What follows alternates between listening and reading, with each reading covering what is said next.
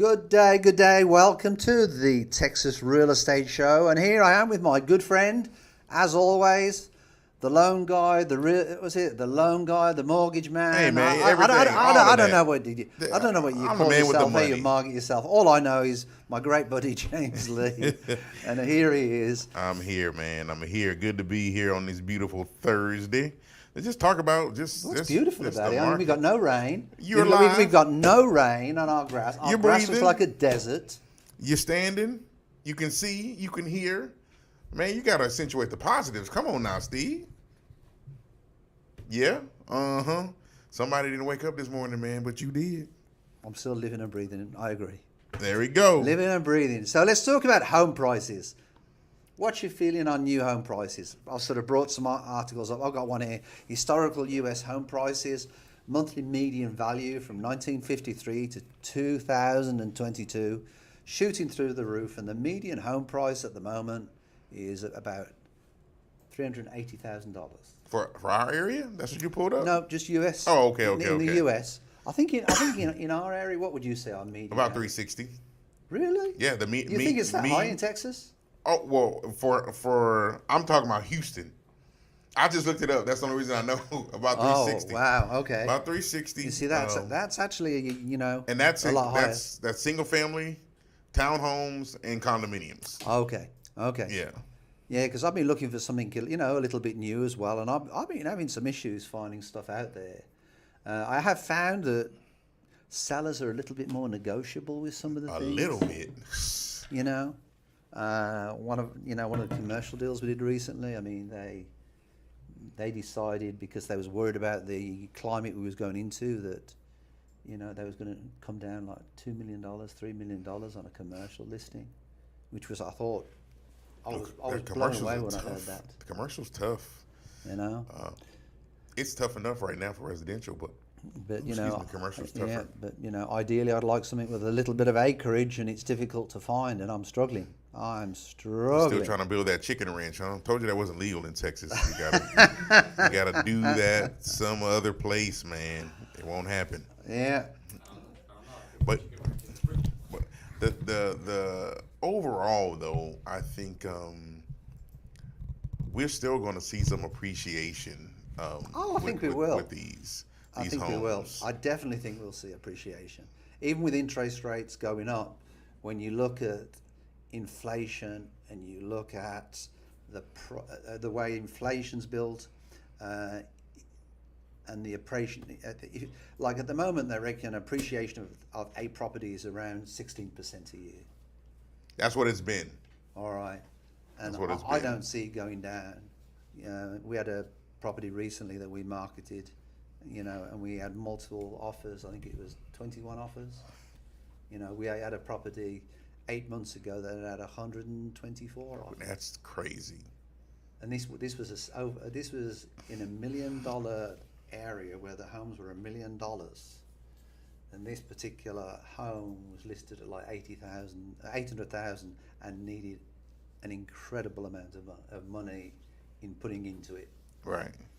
And so it wasn't even in good you shape. put the repairs, and by the time you put, the cost of the house, you are paying, I think, above what you would normally pay. Yeah. But people are trying to. So, what type of financing do you think that people are? Do you think people are sort of feel a bit more comfortable with FHA loans? Oh yeah, I don't.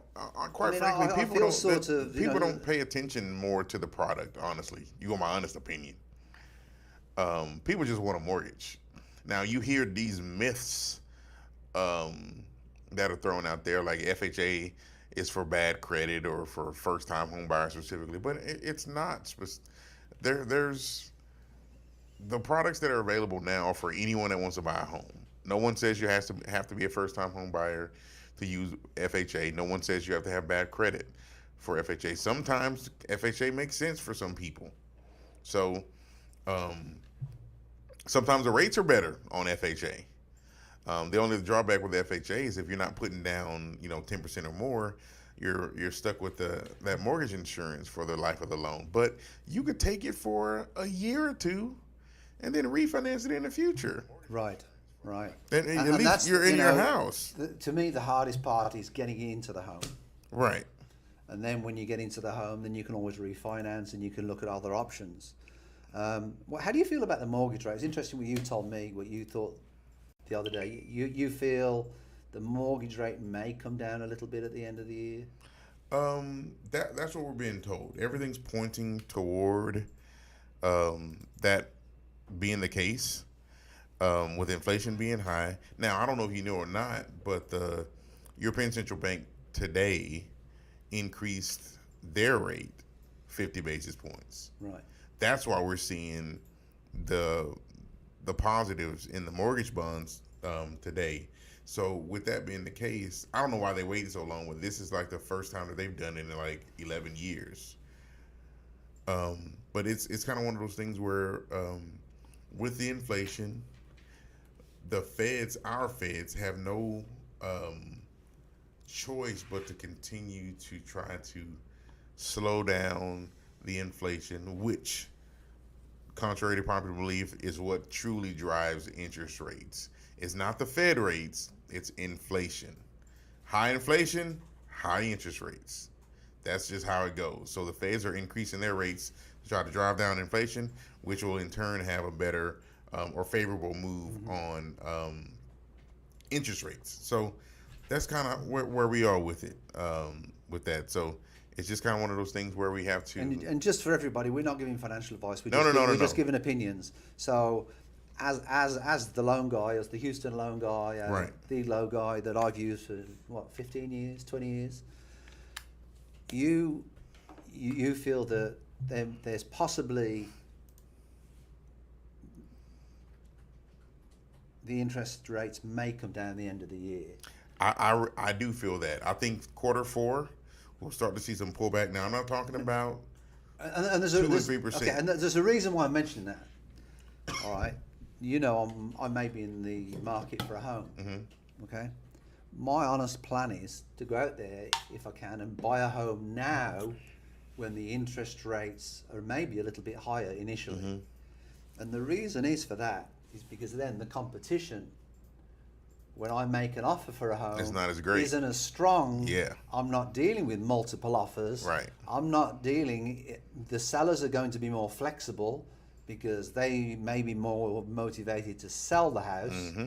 And then what I will do later on, within the time of that loan, I know that the interest rates at some time are going to come back down.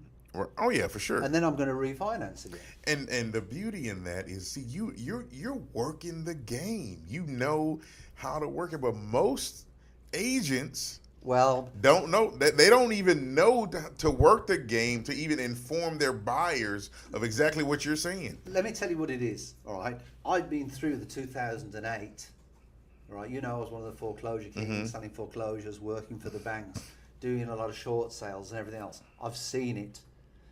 I think at the moment that's what's going to start to happen. Short sales, in my opinion, are going to start to happen because you've got people that have bought houses at the low interest rates, all right, and maybe they can't afford that home, Mm-hmm. And the government don't want to see foreclosures like they've seen them before. I don't want to see them. Nobody wants to see them. Nobody wins. So, I think the experienced agents are the ones, and investors are going to be out there, doing the short sales. Don't listen to all these phone calls you get on the phone. I get them all the time. People want to buy my houses. We'll give you a cash offer. Yeah, well, they want to give you a cash offer that's probably 30% under what it's valued. Right. Don't listen to it. Get a licensed agent. They're licensed for a reason because they've got to tell you the truth, And so my honest opinion is that's sort of what I'm looking at doing, is maybe, doing that. But I want to take advantage of the high interest rates, but I've been through this cycle before, and that's what it is. It's like the stocks. It's like you're playing the stocks. Right. You're going down, it's going up, it's going down, it's going up. And the whole idea of the thing is, if you're a buyer and you want to buy a home, get out there and buy a home now. And you may be overpaying for the home, all right, a little bit. Get with a licensed agent, all right. But even if you've got and I think you're going to see more motivated sellers. So even pay for it now. Do you understand? Even if Yeah. it's a motivated seller, you can negotiate them Because down, the price will come and a down. good agent will negotiate it down on the. And you brought up an interesting point. You mentioned the 2008, and a lot of people lean back on 2008 because that's when they remember us having a real big credit crisis at that point. What's so different about now Quality than Mortgage Act? then is you have people. It is so much more difficult to get a mortgage. In 2008, there's people that should never have even gotten a mortgage. I mean, we're Well, talking about 2000 stated income. When I bought my first, investment property, all right, I just had to sign a bit of paper to Right, say that's to what- say that's to what say that I earn X amount of dollars, all right. That's what I'm getting at. You know, I had to sign one sheet of paper to say that I earned this amount of Right. money. And that's the point I'm getting at. It was so easy, so much more easy It was to a get no-doc a loan. mortgage then. And we did see a crash, so to speak. Houston was still kind of insulated from a lot of that, but we still did kind of see the kind of the bottom fallout was values. But we're propped up now in a position to where folks that are waiting around for a crash, so to speak, It's not gonna happen. It's not going to happen. Not gonna happen. So even with interest rates being higher, you need to get in there, get the house now, so that when you refinance, there is at least some appreciation to your benefit, rather than waiting, and then you end up paying $20,000-$30,000 more for the same house. Makes no sense. Absolutely. But I think on the whole, I think a lot of the sellers that have been out there, I think, are more motivated, to sell their homes. So, we had a home in our neighborhood listed at $650,000, ended up selling it for $550,000. Oh wow. Yeah. In our current residence, 100,000. As a percentage, was that 12%? I don't know. Yeah, it's I mean, I don't know what the percentage is. I've never looked at the percentage that much, but to me, it's just. but it's a lot. But it just goes to show the seller wants to get rid of it, and it was actually a flip. Oh, really? Yeah, it was actually a flip, which I've got sort of hard feelings about flips. Oh yeah, I think we all are.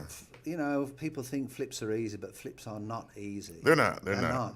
For those of you that don't know what a flip is, that is a acquisition of a property, at a certain price, and then the investor, whoever buys it, the whole goal is for them to not hold it, but to turn around and sell that property fairly quickly. Well, they take make a financial interest in the property, don't they? That's what they do. That's what they're trying to do. And then they fix it up, which adds value and everything else, but they don't take any legal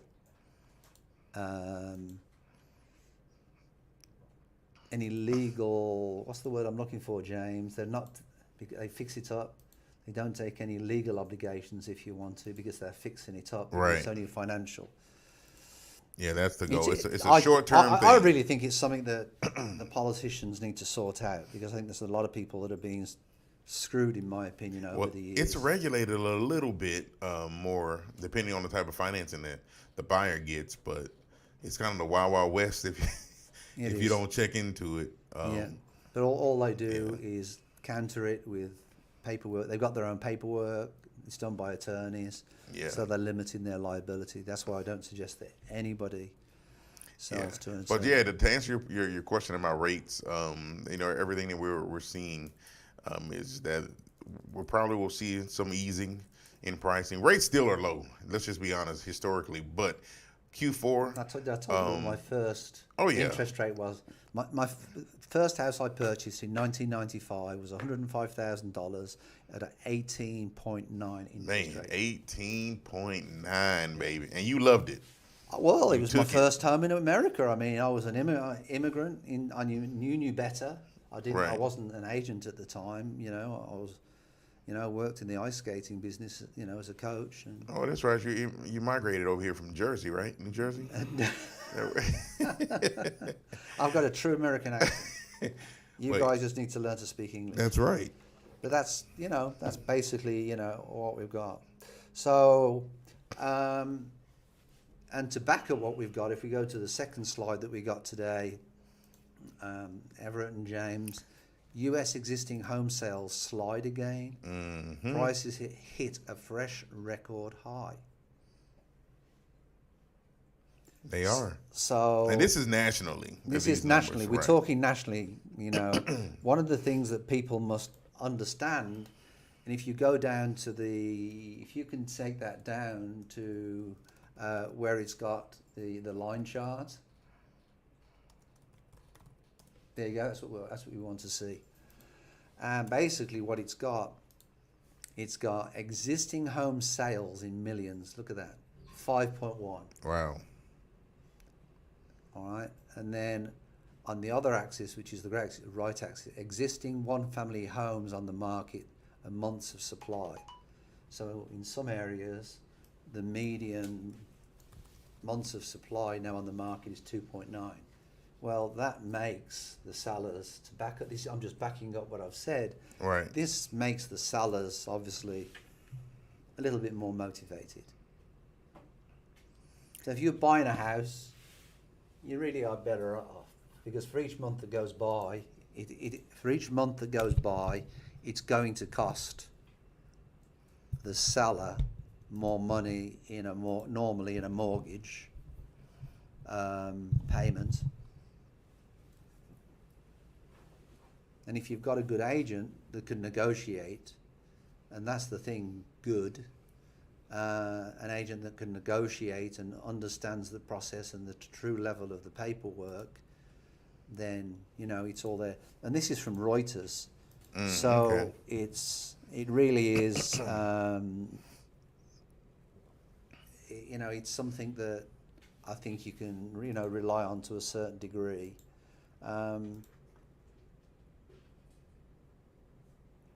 But I just thought that was interesting. What do you think of that, James? No, I think it's It's sort of what it's we've what been we're saying, going to to be see. perfect. It's what we've been saying, though, isn't it? Even for a long time. It is, and I think this is. I don't think we're at the inventory levels where we need to even it's increasing a little, but I think the demand still outweighs the supply that we have now, which drives that even more. And a lot of builders are trying to get in a position to where they are not on the hook with all these homes. So they, you hear builders saying, "Oh, we're going to close on this day, or we're going to close on that day," and they're just kind of pushing it out further and further. I've got a general question for you. Yeah.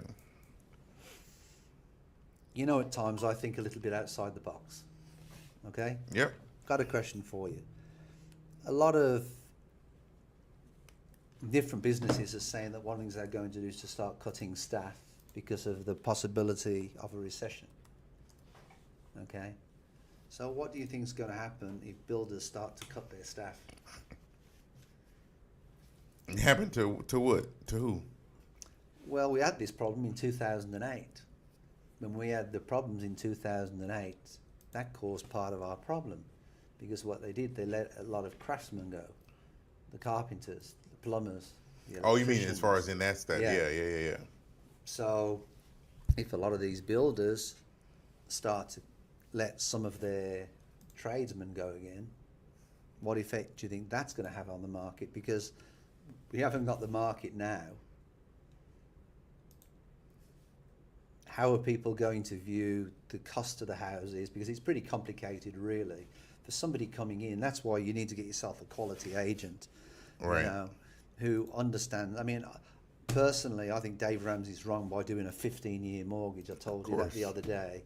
Do a 30-year mortgage, save your $600 or your $700 and put it into stocks and invest it in something, and put it into something, you can always refinance down the line if you want that. But the way inflation goes at 16%, the quicker you can get into a house, the more that you're going to be able, to. And with a 16-year mortgage, you could be saving $700, Oh yeah, for sure. a month. Why are you bothered with the interest rate? Get into something where you're in society and you've got that continued growth. Yeah, you'll pay interest. Period. You'll be better And off. you can write it off. Yeah, you'll be better off, as you said, taking the 30 and putting that extra onto your principal if you want to continue to build the equity with it. So I had a conversation with a couple last night and saying the same thing. They were just kind of debating on whether they want to bring money to closing. It's a VA loan, which they get zero down payment, or taking some of the incentive that they were getting from the builder, which was my idea. Take some of that incentive, we can buy the rate down a little bit, and then apply it to your bottom line, and just come to closing with a little bit of nothing. But they're looking at, the monthly payment is going to be. I said, man, the monthly payment is going to be maybe $100 or so. But if you're bringing 20,000 versus 3,000, take that extra money, the 17 Take grand, that $100, put and it in take the that. S&P, and the average increase put it in in the there. S&P is 8%, and you do that over a time. They'll make it. When I explain it to them that way, it's like, well, we can put that towards. We can Put it in an pay S&P the index. extra. I say, yeah, you can do that. I said, if it was me, I wouldn't put that money down. You qualify for the benefit to put nothing down. Why not take it? Why not take it? But it's just a matter of having those conversations with people to explain it, so they can actually understand it together. I was pulling this up. I think the information I was telling you before. The median is actually 330 for our Houston proper. That's what I was looking at. But we're still down year over year, like 12% as far as how many homes have sold over year over year. Now days on the market are still fairly low, about 13 to 14 days. In Houston, it's pretty high. Yeah, in Houston, but that's up 7 to 8%, man. And as far as the value goes. Now you live slightly out of town, don't you? Yes. Iowa Colony. Iowa Colony. Where did you used to live before that? Clear Lake, which is Houston, still Clear Lake area, but it's part of. We're looking at like sort of Houston, don't we? It's like in Houston, but don't. The address is actually Houston. Do you prefer living in Iowa Colony? I prefer living out there. For one, I love living in my area because I'm right off the freeway. I'm close. It's a newer freeway. It's got right. a tollway. New freeway. 45 got a new tollway now. I haven't been that way. You know what? I don't know. I don't get on 45 much. But I know with the 288 corridor, the South Freeway, I think is the best freeway in the city, quite frankly, because it hits all of them. So, and then when they tie 99 into it, it's going to be that much better. But 99 is going to be tied into what? 288. Really? Yeah, down south by 1462. Down there by the Oak Creek Estates, those homes you were seeing down there for rent, they're going to be down that area. But I like it, man. I like it because we're far enough away. The only drawback is the grocery store is not really close. So, you run out of toilet paper. Good school district? Good school district. Great school districts. Well, you run out of toilet paper. You can always use, newspaper. Yes. My kids are grown out of school. But we're not going to go there. So it doesn't really matter too much. But we did the research when we moved from Clear Lake, because Clear Lake has good schools as well. But yeah, my in-laws moved over, not too far from us. So, shoot, it's a beautiful thing. Well, that's good. That's good. Oh, my goodness, Tesla. Am I Tesla doing a good job today? We're over 800, man. It's I'm sorry, I digress. Tesla ain't playing. You hear me? They're up almost 10% today. Almost 10% up, Stephen. They're doing me proud. They are doing you proud. So, anything else you're going to bring up? Or is that it for this week, do you think? Really, that's it, man. We really just want to kind of make sure that we can just stay topical in this. I think we got enough information to give to the people. One of the things that I feel concerned about with some of the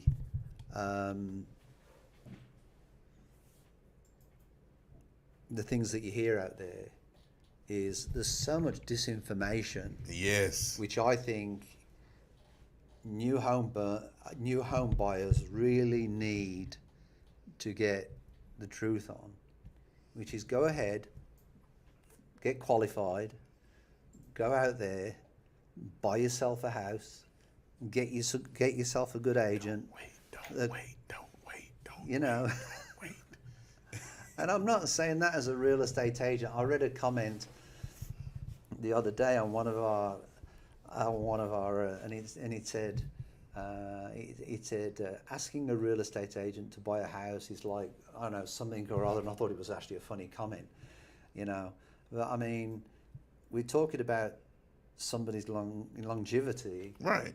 you know, on having some value, you know. So just get out there, buy yourself a house. The interest rate is going to go up and down. When it's low, what do? You go there and refinance your home. All right, you can even take cash out of your home to start a business if you want to. So I had a call the other day, and somebody turned around to me and said he works at a well-known auto car dealership, and he's worked out there for 12 years, 15 years, real nice Hispanic guy. And he said, I've got a little bit of cash, and I don't know whether to buy a house or I don't know to start a business. And I said to him, he said, well, what are you, well, I said to him, what are you looking for? And I said, because a business is an investment. You can buy a house. I said, buying a business, starting a business, 20% of businesses after 5 years are still in business. Right. But 80% are out of business. Right. I said, if you go out there and buy a house, I said, what I would suggest you is go out there, buy yourself a house, and then take the equity out of the house after so long, and then start your business, because then you've still got your house. Yep. Do that first, man. And living in Texas doesn't play with your homestead. They don't let creditors put anything on your house. They don't. It's protected in many ways. So do that first. And you mentioned interest rates go up and down. You know what doesn't go up and down? Rent. Rent goes up. Period. No landlord usually calls you and say, hey, guess what? I'm going to lower your rent. That does not happen. That does not happen. So buy a house, man. Buy it. Well, cool. Anyway, so that is cool, and we'll be back Neg will be here next week at 12 o'clock. I won't be here, but hopefully James will be here. We'll figure something out. Yep. All right, guys. I will see you, and take care. Be good. If you can't be good, be wicked. Go out there and see if you can go find yourself an agent and inquire about the housing market. Absolutely. And most of all, get qualified first. Give James a call. He can be found at leegrouploans.com. If you need, you can find him on Instagram at Lee Group Loans, and Facebook. Yes, absolutely. So, go find James, get qualified for a house. He'll be able to help out. And then also, maybe you can hook up with us as well, and we'll be able to help you through that. Okay, thanks a bunch. And anywhere in Texas, if you need a referral of an agent anywhere in Texas, we can take care of that for you as well. All right, buddies, you take care. Take care.